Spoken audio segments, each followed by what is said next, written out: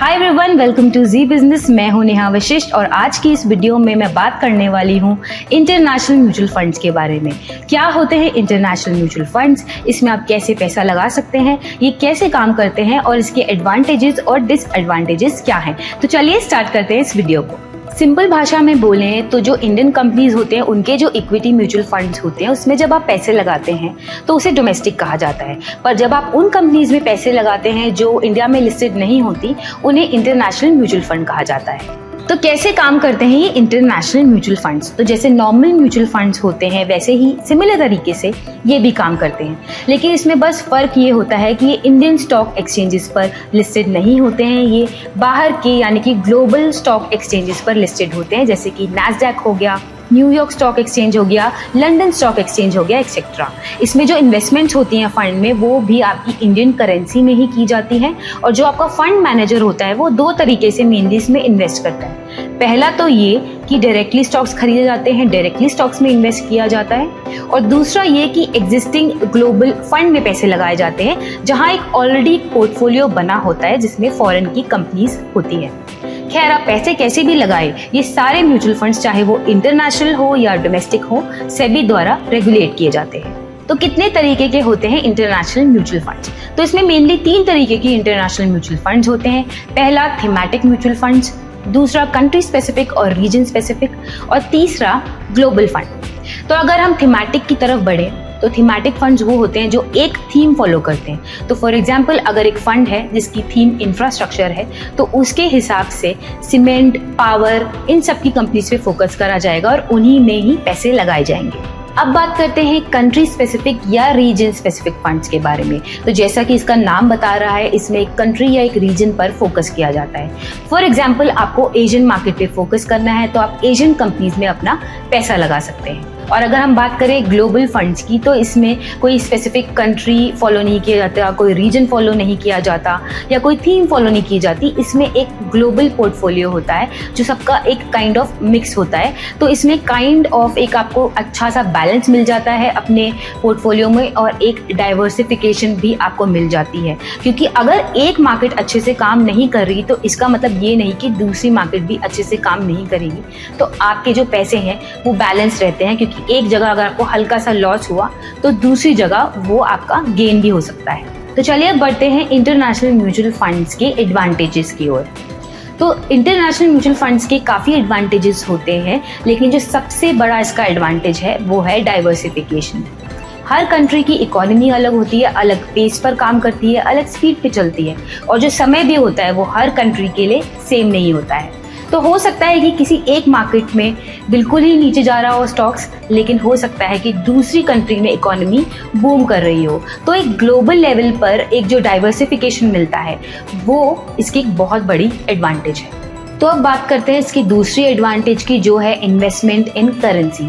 Indian rupee अगर हम US के डॉलर से कंपेयर करें तो ऑब्वियसली वीक है, उसकी वैल्यू कम है। और अगर हम पिछले 10 सालों की बात करें तो पिछले 10 सालों में रुपी की जो वैल्यू है वो डेप्रिशिएट हुई है। तो अगर हम इंटरनेशनल म्यूचुअल फंड्स को एक वे आउट देखें इन टर्म्स ऑफ कि हम इन्वेस्ट कर रहे हैं फंड्स में नहीं करेंसी में, तो ये भी एक तरीका हो सकता है।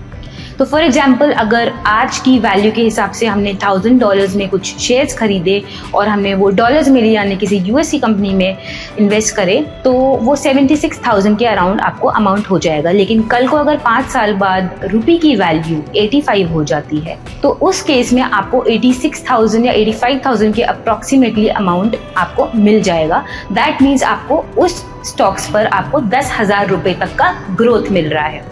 पर इसमें एक बात ध्यान रखने की ये है कि अगर आप किसी ऐसी कंपनी में इन्वेस्ट करते हैं जिसकी जो वैल्यू है करेंसी की वो इंडियन रुपी के मुकाबले वीकर है तो आपको भारी नुकसान उठाना पड़ सकता है। अब इसमें एक और एडवांटेज है कि आप अपने फेवरेट ग्लोबल ब्रांड्स का पार्ट बन सकते हैं, यानी कि जिस कंपनीज को आप फॉलो कर रहे हैं, जिनके आप कंज्यूमर्स हैं सालों से, उन ग्लोबल कंपनीज के स्टॉक्स आप खरीद सकते हैं और उनका एक पार्ट बन सकते हैं। तो अब बात करते हैं डिसएडवांटेजेस के बारे में, क्योंकि हर चीज़ अच्छी नहीं होती है, कुछ ना कुछ ट्विस्ट उसमें ज़रूर होता है तो आपका नुकसान ना हो, इसलिए आपके लिए जानना बहुत ज़रूरी है कि इससे रिलेटेड डिसएडवांटेजेस क्या है। तो सबसे पहला है इकोनॉमिक रिस्क। इकोनॉमिक रिस्क या पॉलिटिकल अनरेस्ट बहुत ही बड़ा मेजर फैक्टर है जब आप इंटरनेशनल म्यूचुअल फंड में पैसे लगाते हैं। अगर किसी कंट्री में इकोनॉमिक क्राइसिस चल रहा है या कोई पॉलिटिकल इश्यूज चल रहे हैं तो हो सकता है आपको बहुत मेजर लॉस हो जाए, तो इसलिए इसके बारे में पहले से रिसर्च करना बहुत इंपॉर्टेंट है। दूसरा जो इसमें डिसएडवांटेज है वो है करेंसी रिस्क का। जिस भी तरीके के इंटरनेशनल म्यूचुअल फंड में आप पैसे लगाते हैं उसी तरीके का आपको रिटर्न मिलता है।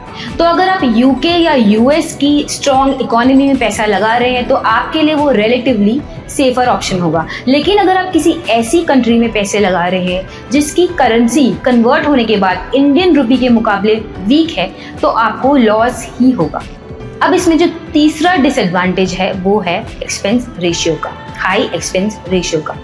सो बेसिकली जो एसेट मैनेजमेंट कंपनीज होती हैं वो एक एनुअल फी चार्ज करती है अपने क्लाइंट से, जिसे कहते हैं एक्सपेंस रेशियो। तो ये जो फी होती है इससे बेसिकली फंड मैनेजर की salary, operating expense, administrative expenses ये सब कवर किए जाते हैं। तो अगर हाई होता है एक्सपेंस रेशियो तो आपको ये महंगा पड़ सकता है। तो चलिए अब बात करते हैं कि इंटरनेशनल म्यूचुअल फंड्स पर टैक्सेस किस बेसिस पर लगते हैं। तो सबसे पहला है शॉर्ट टर्म कैपिटल गेन, ये आपके टैक्स स्लैब के अकॉर्डिंग लगेगा। और अगर हम लॉन्ग टर्म कैपिटल गेन की बात करें तो इसमें आपको देना होगा 20% टैक्स प्लस इंडेक्सेशन। अब बात करते हैं कि इसमें आप कैसे इन्वेस्ट कर सकते हैं, किसके थ्रू इन्वेस्ट कर सकते हैं। तो पहला, आप ETF के थ्रू इन्वेस्ट कर सकते हैं, आप फंड ऑफ फंड्स के थ्रू इन्वेस्ट कर सकते हैं, आप फीडर फंड्स के थ्रू इन्वेस्ट कर सकते हैं, इंडेक्स फंड्स के थ्रू इन्वेस्ट कर सकते हैं, और साथ ही आप इंडियन इक्विटी फंड्स के थ्रू भी इन्वेस्ट कर सकते हैं, जिसमें बेसिकली कुछ पैसा जो आपका होता है वो इंडियन इक्विटी में जाता है और कुछ इंटरनेशनल इक्विटी में जाता है। तो ये था इंटरनेशनल म्यूचुअल फंड्स के बारे में। होपफुली इस वीडियो से आपको क्लैरिटी मिली होगी, लेकिन जाते जाते मैं आपको एक छोटी सी एडवाइस देना चाहूँगी कि अगर आप अपने पैसे स्टॉक मार्केट में लगा रहे हैं तो ये ध्यान में ज़रूर रखें कि स्टॉक मार्केट बहुत वॉलेटाइल और बहुत ही अनस्टेबल होती है। तो कोई रिकमेंडेशन लेके आप कभी अपने पैसे ऐसे ही ना लगा दें। जब भी आपको पैसे लगाने हो आप प्रॉपर रिसर्च करें। जो लोग सालों से मार्केट में पैसे लगा रहे हैं या मार्केट के एक्सपर्ट्स हैं उनको आप फॉलो करें, उनके बारे में आप उनकी राय पढ़ें। जहाँ पर भी आपको पैसे लगाने उसके बारे में उन लोगों की राय पढ़ें ताकि आपके जो पैसे हैं वो एकदम सुरक्षित रहें। तो आज की वीडियो में इतना ही। देखते रहिए जी बिजनेस।